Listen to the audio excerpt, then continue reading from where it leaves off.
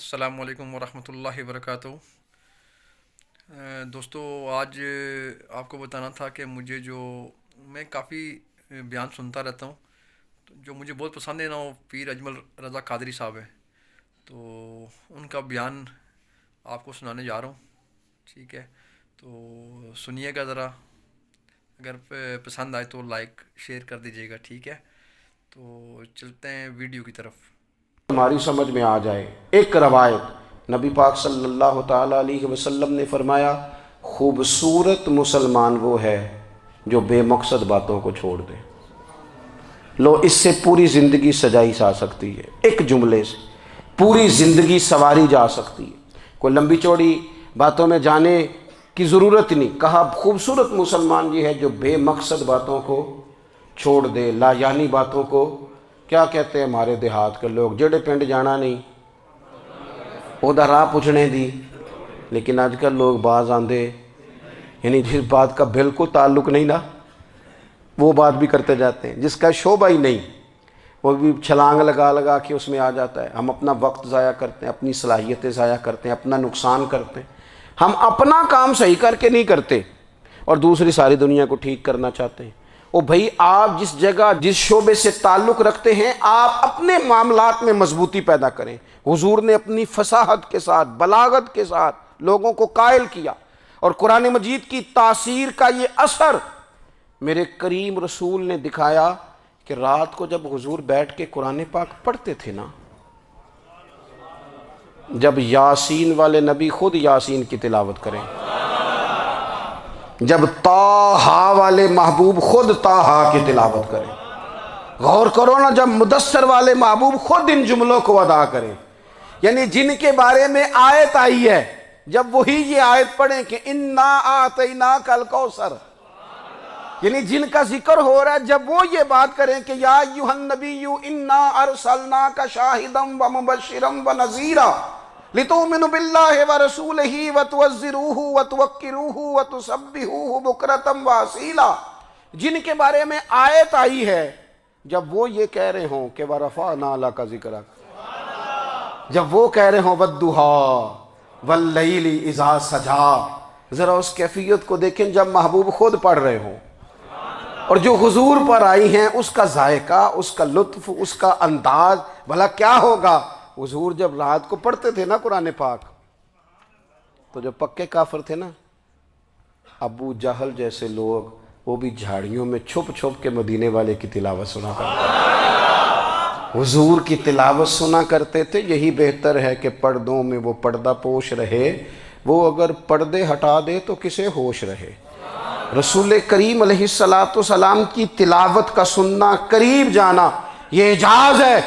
حضرت فاروق اعظم کہتے ہیں، میں طبیعت کا بڑا ڈاڈا تھا، مزاج کا بڑا سخت تھا، زندگی ہمیشہ ڈٹ کر گزاری، باتوں پر کھڑا رہنا آتا تھا، پر جب میری بہن نے مجھے چند آیتیں سنائی نا، تو میں تڑپ ہی گیا۔ گھروں آیا سا مار مقامنے نو، ہن مینو مار دے لے چلو، اوے متے عمر دی عمر برباد ہو جائے، جتھے عمر سوار دے لے چلو۔ یہ اعجاز ہے رسول کریم صلی اللہ تعالیٰ علیہ وسلم پر نازل ہونے والی کتاب کا۔ پھر حضور نے خبریں دی، نبی پاک نے خبریں دی۔ حضور نے فرمایا روم فتح ہوگا، وہ ہوا۔ نبی کریم علیہ السلام نے فرمایا شام فتح ہوگا، تو شام فتح ہوا۔ فرمایا ایران فتح ہوگا، تو ایران فتح ہوا۔ سراقہ بن مالک کہتے ہیں ایک گاؤں پر بھی مسلمانوں کی حکومت نہیں تھی، ایک گاؤں پر۔ حضور مکہ مکرمہ سے نکل رہے تھے، مدینہ طیبہ تشریف لے جا رہے تھے، ابھی راستے میں تھے، میں 100 سرخ اونٹوں کے لالچ میں معاذ اللہ حضور کو گرفتار کرنے پہنچ گیا۔ محبوب نے حکم دیا، حضور کا معجزہ میں نے آنکھوں سے دیکھا، میرا گھوڑا زمین میں دھستا چلا گیا، میں نے معافی مانگی، حضور نے معاف کر دیا۔ میں نے سمجھا اچانک ہو گیا ہے۔ یہ منوانا بھی بڑا مشکل کام ہے۔ شجر و حجر پہچان گئے، انسان کی نظروں میں شاکی رہا۔ یہ کچھ ایسے لوگ ہیں جن کو منوانا توبہ توبہ، ماننے کو تیار نہیں، دیکھ دیکھ کے بھی ماننے کو تیار ہے نہیں، ماننے کو تیار ہی نہیں۔ کہتے ہیں کہ میں نے پھر چاہا آگے بڑھنا تو پھر زمین کے اندر میرے گھوڑے کے پیر دھنسنے لگے، پھر معافی مانگی۔ کریم تیرے معاف کرنے کی ادا پہ بھی قربان جائیں۔ یہ نہیں فرمایا کہ تو بار بار یوں ہی کرتا ہے، فرمایا معافی مانگتا ہے، جا میں نے معاف کیا۔ کہتے ہیں 3 دفعہ میں آگے بڑھا، 3 دفعہ حضور نے معاف کیا تو مسکرا کے فرمانے لگے تو یہاں مجھے گرفتار کرنے آیا ہے، وہ کیسر روم کا علاقہ فتح ہوگا۔ وہ کنگن جو پہنتا ہے نا ہاتھوں میں، بادشاہ کے کنگن معروف ہیں، وہ تیرے ہاتھوں میں آئیں گے۔ اللہ کرے آپ سمجھیں، یہ جو لوگ ڈری ڈری سہمی اور ہمارے بچے مایوسی کی معاذ اللہ باتیں کرتے ہیں، وہ دیکھیں حضور کس طرح کی گفتگو فرماتے ہیں۔ ابھی ایک گاؤں پر بھی اسلام کی حکومت نہیں، لیکن حضور کا خبر دینے کا انداز۔ کریم فرمانے لگے وہ کیسر روم کے جو کنگن ہوں گے وہ تیرے ہاتھوں میں آئیں گے۔ جناب سراقہ بن مالک فرماتے ہیں کہ میں مسلمان ہو گیا، حضور کا وصال ہو گیا، کنگن نہیں آئے۔ حضرت ابوبکر صدیق کا وصال ظاہری ہو گیا، کنگن نہیں آئے۔ جناب عمر کا دور آ گیا، سراقہ بوڑھے ہو گئے۔ کوئی بندہ پوچھتا نا کہ اب تو عمر ڈھل گئی ہے، زندگی کا پتہ نہیں، کہنے لگے نہیں میں نہیں جاتا،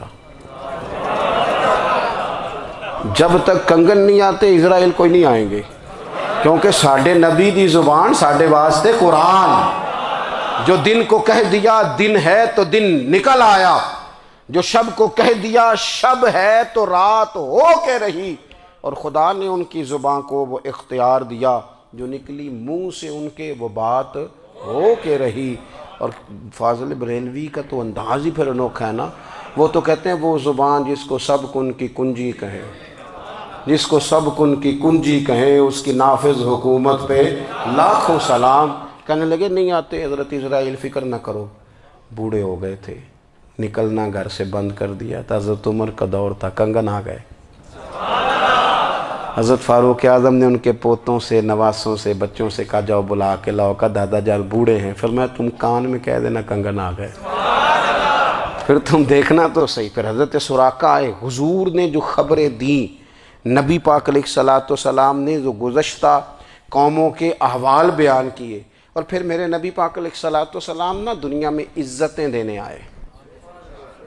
عزتیں، یہ مزاج ہمیں کم کرنا چاہیے۔ یہ جو ہم ساری زندگی اس کام میں لگا دیتے نا کسی کو نیچا کیسے دکھانا ہے، یہ انداز حضور نے نہیں ہمیں دیا۔ آپ دیکھو حضور تشریف لائے تو ہمیں پتہ چلا کہ حضرت یوسف جیسا سونا کوئی نہیں، حضور تشریف لائے تو ہمیں پتہ چلا کہ حضرت داؤد جیسی خوبصورت آواز کسی کی نہیں، حضور تشریف لائے تو ہمیں پتہ چلا کہ جناب عیسیٰ علیہ السلام کا فقر اختیاری کس طرح کا تھا، محبوب تشریف لائے تو ہمیں پتہ چلا کہ حضرت موسیٰ کا جلال کس طرح کا تھا۔ یہ تو حضور آئے تو نبی پاک علیہ السلام نے اس کی بھی عظمت بیان کی، اس کی بھی شان بیان کی۔ حضور نے بتایا کہ ابوبکر صدیق کی شان کیا ہے، فاروق اعظم کا مرتبہ کیا ہے، عثمان غنی کی حیا کیا ہے، مولا علی کی شجاعت کیا ہے، اہل بیت نبوت کی عظمت کیا ہے۔ حضور آئے عزتیں دینے، ماں کو عزت دی مدینے والے رسول نے، کہا جس کا باپ راضی ہو گیا اس کا رب راضی ہو گیا۔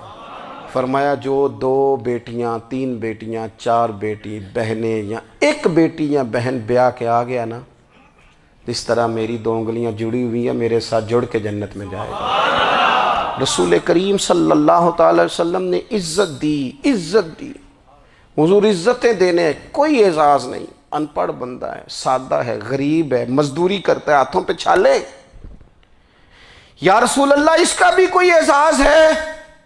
قربان جائیں، میرے کریم نے عزت دی، فرمایا محنت کر کے روزی کمانے والا تو اللہ کا دوست ہے، یہ اینٹیں اٹھانے والا، یہ مشقتیں کرنے والا، یہ صبح دیہڑی پہ جانے والا، یہ بیچارہ جو اچار سے روٹی کھاتا ہے، تو نے ہر شخص کی قسمت میں یہ عزت لکھی اور آخری خطبے کی صورت میں وصیت لکھی۔ رسول کریم نے ہر بندے کو اعزاز دیا، عظمتیں دی، حضور عزتیں دینے آئے، نبی پاک علیہ السلام نے اعزازات دیے، حضور نے نوازا۔ یہ ساری چیزیں میرے رسول پاک کی تشریف، اور پھر یہ جو حضور کے صحابہ اور اہل بیت ہیں نا، یہ بھی میرے نبی پاک کی نبوت کی دلیل ہے۔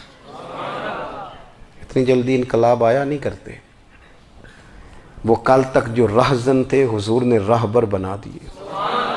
وہ لوگ جو کل تک ایک دوسرے کے گلے کاٹ کے کھاتے تھے، ایک دوسرے کو مارتے تھے، تکلیف پہنچاتے تھے، برادری ازم پہ لڑتے تھے، حضور نے بھائی بھائی بنا دیے۔ ایک پلیٹ میں کھانا کھانے لگے، سیدنا بلال حبشی، صہیب رومی، سلمان فارسی، حضور نے یوں کر کے ملا دیا۔ نبی کریم علیہ السلام نے تقسیمیں ختم کر دی دنیا میں۔ حضور کے صحابہ نے اپنا کردار اس طرح کا دکھایا، اتنا بلند کیا، اور صحابہ کرام علیہم رضوان اس کو دیکھ کر اتنی بلندیوں پہ گئے کہ گواہیاں اللہ کا قرآن دیتا ہے۔ فرمایا محمد الرسول اللہ والذین معہ اشداء علی الکفار رحماء بینہم تراہم رکعا سجدا یبتغون فضلا من اللہ ورضوانا۔ فرمایا یہ جو میرے محبوب کے ساتھ والے ہیں کافروں پر سخت ہیں، آپس میں نرم دل ہیں، تم جب بھی انہیں دیکھو گے سجدے کرتے دیکھو گے، رکوع کرتے دیکھو گے، تم انہیں دیکھو گے اللہ کی رضا کے متلاشی ہیں۔ انہیں ساری مادہ پرستی سے نکال کر محبوب نے رب کی رضا کے رستے پہ ڈال دیا۔ میرے نبی کریم سید عالم صلی اللہ تعالیٰ علیہ وسلم کی نبوت کے دلائل کے طور پر یہ ساری چیزیں آئیں۔ بس میں بات سمیٹنے لگا ہوں۔ حضور کا جو اخلاق ہے نا، وہ بھی نبی کریم علیہ السلام کی نبوت کی بہت بڑی دلیل ہے۔ وَإِنَّكَ لَعَلَىٰ خُلُقٍ عَظِيمٍ۔ محبوب ہم نے آپ کو نا خلق عظیم کا مالک بنایا ہے۔ کچھ لوگ سمجھتے ہیں صرف آپ کا بولنے کا انداز ٹھیک ہو تو آپ با اخلاق ہیں۔ نہیں بھائی، بولنے کا انداز ٹھیک ہونا با اخلاق نہیں، سچ بولنا اخلاق کی علامت ہے۔ آپ کا حق بات کرنا اخلاق ہے، آپ کا صحیح گواہی دینا اخلاق ہے، آپ کا اللہ تعالیٰ کی طرف سے آزمائش آنے پر صبر کا مظاہرہ کرنا اونچا اخلاق ہے۔ رب نعمت دے تو آپ کا وجود ڈھلتا جائے شکر میں، یہ اخلاق ہے۔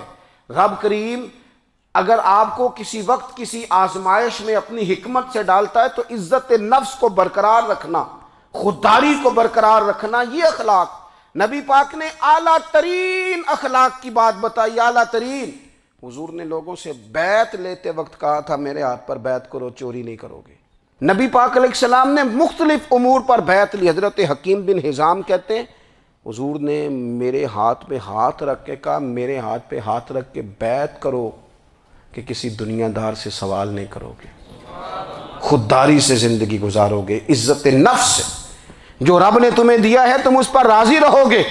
لوگوں کی جیبوں کو ٹٹولنا، دوسروں کی دولتوں پہ راج کرنا، دوسروں کے مال پر نگاہیں ڈالنا اللہ کے حبیب نے پسند نہیں فرمایا۔ فرمایا بیعت کرو کہ تم کبھی کسی سے سوال نہیں کرو گے۔ حد ہو گئی۔ نبھانے والوں نے پھر اس عہد کو نبھایا اور کمال کر دی۔ حضرت حکیم بن حزام گھوڑے پہ بیٹھے تھے، ہاتھ میں درہ تھا، وہ زمین پہ گر گیا، قریب غلام کھڑا تھا، حضرت حکیم بن حزام خود گھوڑے سے اترے، درہ اٹھایا، دوبارہ گھوڑے پہ بیٹھے۔ غلام عرض کرنے لگا حضور مجھے بتا دیتے میں اٹھا کر دے دیتا۔ آنکھیں چمک اٹھیں، فرمانے لگے کیسے بتا دیتا، اپنے رسول سے وعدہ کیا ہے کبھی کسی سے سوال نہیں کروں گا، کبھی سوال نہیں کروں گا۔ اللہ کے محبوب نے ہمیں اعلیٰ اخلاقی قدروں کی بات ہمیں سکھائی ہے۔ ہم دیکھتے ہیں کہ بڑی جلدی 2 4 5 لوگوں کے غصہ دلانے پر ہم ساری اخلاقی حدوں کو کراس کر جاتے ہیں۔ دوستو ہمارا ایک ویژن ہونا چاہیے، ہمارے ذاتی رویے بڑے معتبر ہونے چاہیے، لین دین کے معاملات کے اندر مسلمانوں کو بڑا صاف ستھرا ہونا چاہیے۔ ہمیں اپنی معاشی زندگی میں روزمرہ کے معاملات میں ہماری توجہات کا مرکز صرف اللہ رسول کی ذات ہونی چاہیے۔ رب کریم نے اپنی حکمت سے کسی کو کتنا دیا ہے یہ اس کی حکمت کے تقاضے ہیں۔ ہمیں اس نے جس رنگ میں جس حال میں رکھا ہے ہمیں اپنے رب کی رضا پر بہت زیادہ مطمئن ہونا چاہیے۔ اچھا پھر ایک اور بات، جن چیزوں کو ہم نے دکھ بنایا ہے نا یہ تو وہاں دکھ تھا ہی نہیں۔ مہینہ مہینہ چولہا نہیں جلا، لیکن کسی جگہ اظہار غربت ہے حضور کی اولاد پاک کا یا صاحب کا یا ازواج کا۔ مہینہ مہینہ چولہا نہیں جلا، لیکن یہ اخلاق عالیہ کا حسن دیکھو، اپنے گھر مہینہ مہینہ چولہا نہیں جلا، جو مانگنے آیا اسے جھولی بھر کے عطا فرمایا، کوئی دروازے سے خالی نہیں گیا۔ عزیز بھائی اگر زندگی میں اخلاقی قدریں ہم اپنا لیں اور ہم تھوڑا تھوڑا کر کے اپنے آپ کو تبدیل کریں، ساری زندگی توجہ رہی کہ فلاں کیا کر رہا ہے فلاں کیا کر رہا ہے، تھوڑا سا گردن کو جھکا کے اپنے اوپر توجہ ڈالیں، اپنے آپ کو وقت دیں، حضور کے اخلاق عالیہ کی روشنی میں، تعلیمات حسنہ کی روشنی میں ہم اپنے کردار و عمل پر تھوڑی توجہ دیں۔ اس وقت بہت بڑی تعداد میں امت مسلمہ ہے، اور ایسا نہیں ہے کہ دولت نہیں ہے، دولت سے بھی سرشار ہیں۔ ہمارے ہاں بڑے بڑے انجینئر ہیں، بڑے بڑے ڈاکٹر ہیں، لیکچرار ہیں، ہمارے پاس بڑے بڑے ہاسپٹل ہیں، بڑا کچھ ہے، لیکن کردار و عمل کے بادشاہ، اپنی زندگی تقوی کی روشنی میں گزارنے والے، ان لوگوں کی تعداد کم ہے۔ اگر کوئی آج بھی سارے کام نیک کرے لیکن جائیداد میں سے بیٹی کا حق رکھ جائے تو پھر اس نے کیا میلاد منایا ہے؟ اگر آج بھی جو 2-4 لوگ بیچارے اس کے زیر دست ہیں، ملازمین ہیں، ان کے ساتھ اس کا رویہ انتہائی سخت ہو تو اس نے کیا میلاد منایا؟ اگر آج بھی وہ برادری ازم کی بنیاد پر دوستیاں کرے اور چھوٹے بڑے کی وہ تقسیم رکھے، جسے حضور نے فرمایا کہ قبیلے تو تعارف کے لیے، ورنہ کسی عربی کو اجمی پر، گورے کو کالے پر کوئی فضیلت نہیں۔ اگر کوئی آج بھی اس برادری ازم کا قائل ہے پھر اس نے کیا میلاد منایا؟ اگر کوئی شخص آج بھی اپنے آپ کو مادہ پرستی میں پوری طرح دھکیل چکا ہے اور رضا الہی کا مسافر نہیں بنا تو اس نے کیا میلاد منایا؟ اپنی طبیعتوں میں روحانی تبدیلی اور وہ خاص افکار جو حضور اپنے غلاموں میں پیدا فرماتے ہیں، ان افکار کو پیدا کرنا، سوچوں کو بدلنا، سوچوں کو، نظریات کو بدلنا، اپنے روزمرہ کے معاملات کا جائزہ لینا کہ ہم کس طرح آگے بڑھ سکتے ہیں اور کس طرح ہم ایک بہترین امتی اور ایک بہترین مسلمان بن سکتے ہیں، اس پر توجہ دینا، یہ میلاد ہمیں سبق دیتا ہے۔ اللہ تعالیٰ مجھے اور آپ کو عمل کی توفیق عطا فرمائے۔ آخر دعوایا ان الحمدللہ۔